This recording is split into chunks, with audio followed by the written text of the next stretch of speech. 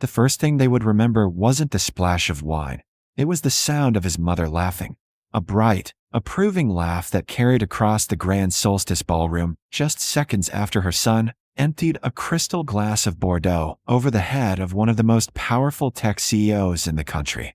"Service entrances are in the back," Sebastian Calloway said smoothly, tilting the empty glass as red wine streamed down Dr. Amara Cole's ivory gown, staining silk that cost more than most monthly rents. 200 guests watched in frozen silence. Cameras flashed. A violinist faltered mid-note, and none of them knew that the $800 million partnership they'd gathered to celebrate was about to vanish with a single sentence from the woman standing motionless beneath the chandeliers. Before we continue, comment where you're watching from. And if you believe dignity has a price, make sure you stay until the end of this story. Dr. Amara Cole paused at the entrance of the ballroom earlier that evening, taking in the gold-trimmed ceilings, the ocean of tuxedos and couture gowns, the enormous banner reading Callaway Holdings and Cole Dynamics. Building tomorrow together, she adjusted the sleeve of her gown, understated, elegant, deliberate, and exhaled slowly. "Remember Section 9.2, her chief legal officer Gabrielle Price murmured beside her. "Always," Amara replied softly, her smile polished for photographers while her eyes scanned the room like radar. $800 million. That was the value of the infrastructure modernization contract between Cole Dynamics and Callaway Holdings, a deal that would overhaul transit grids across Illinois and inject jobs into communities long ignored by city planners. For Callaway Holdings, it was expansion. For Cole Dynamics, it was impact. Charles Callaway approached them with arms wide, every inch the seasoned billionaire in a tailored midnight tuxedo. "Dr. Cole," he boomed warmly, though his handshake lingered a fraction too short to be sincere. Victoria Callaway glided at his side in diamonds that caught the chandelier light like weaponized stars. "We're simply thrilled you could join us," she said, her gaze sweeping Amara up and down with polite assessment. "Would you mind terribly checking with catering about the champagne at table 7? We seem to be running low." Gabrielle stiffened. Amara smiled. "I'm here as your co-investor, Mrs. Callaway," she replied evenly. "But I'm sure the staff can assist." Victoria blinked, laughed lightly as if correcting a harmless mistake. "Oh, of course. Silly me." They moved toward the head table where Amara's seat, clearly engraved with Cole Dynamics, waited beneath stage lights. A hostess intercepted her. "I'm sorry," the woman whispered with rehearsed concern. "That section is reserved." Gabrielle calmly produced the seating confirmation. "Yes," she said. "Reserved for her." Murmurs drifted from surrounding tables. "Not welcoming." Testing. Throughout dinner, the pattern continued. Comments dressed as compliments. Curiosity laced with condescension. "Your company focuses on underserved markets?"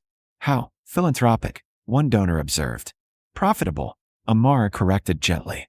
92% apprenticeship retention. 17% higher municipal efficiency in pilot cities. Across the room, Sebastian Callaway watched her over the rim of his glass, swirling red wine with detached amusement. 22. Fresh from an elite European university. Never told no. His smile never reached his eyes. By dessert, he'd switched to bourbon. By coffee, he was restless. A photographer adjusted position near the head table. 2 security guards subtly shifted closer. Sebastian rose with theatrical ease.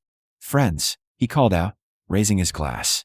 "To partnerships, to progress, and to understanding how things work in this room." Laughter scattered uncertainly. Amara met his gaze without blinking. He stepped closer, too close, the scent of liquor sharp beneath expensive cologne. "You've done well," he said quietly, loud enough for those nearby to hear. "But let's not forget who built the table." Before anyone processed the movement, he tipped his glass forward. The wine cascaded over her hair, her face, her gown. Gasps erupted. A red river traced down silk and onto marble. For a heartbeat, there was silence. Then Victoria laughed, bright, indulgent. Charles chuckled low and approving. "Just a bit of fun," he said, lifting his own drink. "No need to make a scene." Sebastian leaned closer, voice syrup sweet. "You clean up nice. Service hallways that way." A donor muttered, "She'll learn." Another whispered, "Overreaction would be unfortunate." Amara felt the cold liquid slide along her collarbone. She felt the weight of 200 eyes measuring her response. She did not flinch. She did not wipe it away. She let the silence stretch thin enough to cut. Somewhere near the back, Gabrielle was already reaching for her phone. A security guard shifted, anticipating outrage. Sebastian stepped back, expecting humiliation, tears, anger, anything that would shrink her to the size he believed she belonged. Instead, Amara reached slowly for a linen napkin. She dabbed her cheek once. Deliberate. Controlled. She rose from her chair with the calm authority of someone accustomed to boardrooms, not ballrooms. "The microphone," she said evenly. A server hesitated, glancing toward Charles. "Now," she repeated, not louder, but firmer. The room's laughter thinned into uncertainty as the microphone was placed into her hand. Wine still darkened her gown like war paint. Sebastian's smirk faltered for the first time. An under-crystal chandelier's worth more than some neighborhoods. Dr. Amara Cole prepared to speak, while the Calloway family, confident in their power, had no idea they had just handed her the very reason to walk away from $800 million. The silence stretched thin as Dr. Amara Cole stood beneath the chandeliers, red wine drying against silk, cameras trained on her, and the Calloway family still smiling, as though humiliation were entertainment.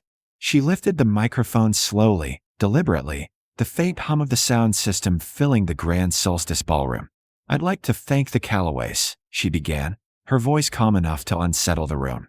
A ripple of uneasy laughter flickered and died. Charles Calloway stepped forward, his polished composure tightening at the edges. "Dr. Cole, surely we're not turning a light-hearted moment into something larger than it needs to be." Amara's eyes shifted to him, steady and unflinching. "I'm not enlarging anything," she said evenly. "I'm clarifying." Gabrielle Price appeared beside her, contract binder already open, colored tabs marking months of negotiation. Section 9.2. Amara continued, holding the document just high enough for nearby cameras to capture. The Ethics and Dignity Clause. It permits immediate termination if either party engages in conduct that constitutes harassment, discriminatory behavior, or reputational harm through executive misconduct. Victoria Calloway's smile faltered. Sebastian exhaled sharply through his nose. "It was a joke," he said loudly, attempting confidence. "You're being dramatic. Humiliation is rarely humorous to the person being humiliated," Amara replied without raising her voice. "But tonight isn't about feelings. It's about standards." The room shifted. Guests who had laughed seconds earlier now avoided eye contact. A donor quietly set down his champagne flute. Charles's tone cooled. "You cannot possibly be suggesting that this minor incident warrants contract dissolution." "Not minor," Amara corrected gently. "Deliberate. Public. Recorded." Gabrielle stepped forward. "For the record, this declaration is being witnessed. Coal Dynamics is exercising its right to terminate the $800 million infrastructure agreement, with Calloway Holdings effective immediately." The words struck like a physical force. Gasps rippled outward. Phones lit up across the ballroom as investors refreshed feeds and reporters began typing. Victoria moved closer, lowering her voice into silk. "Dr. Cole, let's discuss this privately. We can resolve misunderstandings." "There is no misunderstanding," Amara said. "Your son acted intentionally. You both endorsed it. My response is intentional as well." Sebastian took a step toward her, irritation replacing amusement. "You need this deal," he muttered. "You don't walk away from $800 million over spilled wine."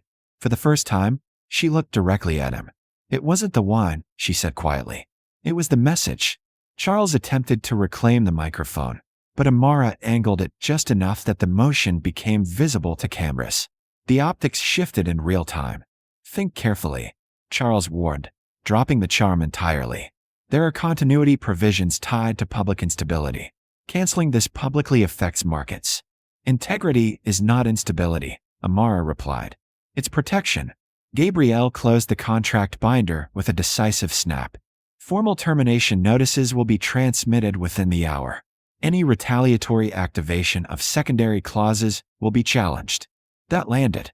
Charles's expression hardened as calculation replaced disbelief. Around them, whispers intensified. Some guests were already distancing themselves, quietly stepping away from the Calloway table. The celebration had curdled into damage control. A reporter pushed forward. Dr. Cole, are you officially dissolving the partnership? Amara turned fully toward the cameras, wine stained dark against ivory like a mark of defiance. Yes, she said clearly. Effective immediately. $800 million evaporated in a sentence. Sebastian's smirk finally disappeared. Victoria's laughter was nowhere to be found.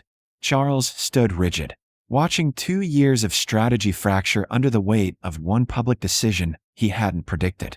Amara handed the microphone back to the stunned host. Good evening, she said simply. Then she stepped down from the stage, Gabrielle at her side, heels striking marble with steady rhythm as security instinctively cleared a path. Behind her, the Calloway family began scrambling, phones out, advisors whispering, investors demanding answers. The humiliation had been planned. The cancellation had not. And as the ballroom doors opened to the cool Chicago night, Charles Calloway understood something too late. Power only works when the other person agrees to keep playing. By morning, the splash of wine was no longer the story. The cancellation was.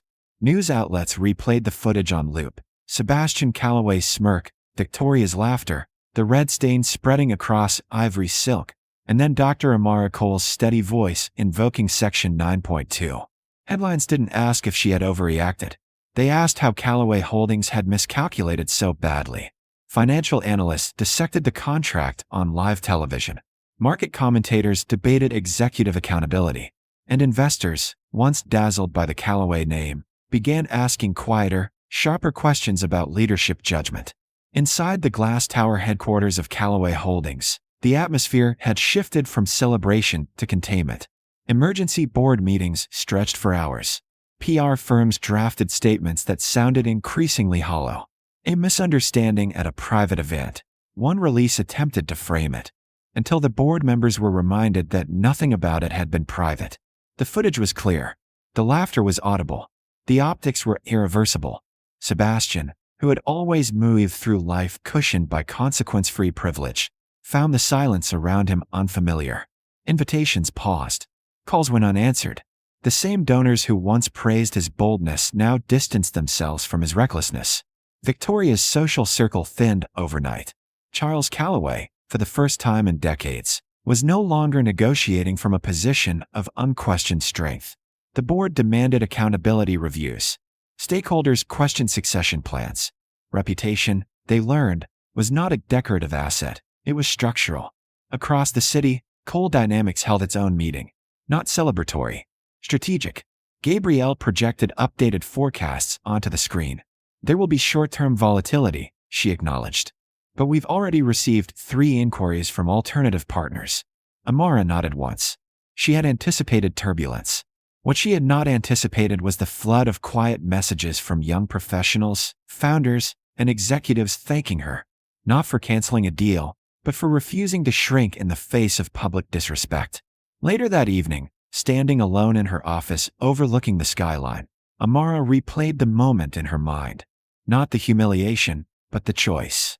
$800 million had been on the table. Jobs, expansion, prestige. Walking away had not been easy. It had been necessary. Because partnerships built on silent tolerance eventually demand louder compromises. A week later, Cole Dynamics announced a new consortium agreement, slightly smaller in immediate valuation, but structured with tighter governance and stronger ethical safeguards. Analysts called it a strategic pivot. Commentators called it bold. Amara called it aligned. As for the Calloways, their empire did not collapse overnight. Empires rarely do. But the shine dulled. Negotiations grew harder. Scrutiny grew sharper. And in boardrooms across the country, executives quietly updated their contracts to include clauses very similar to Section 9.2.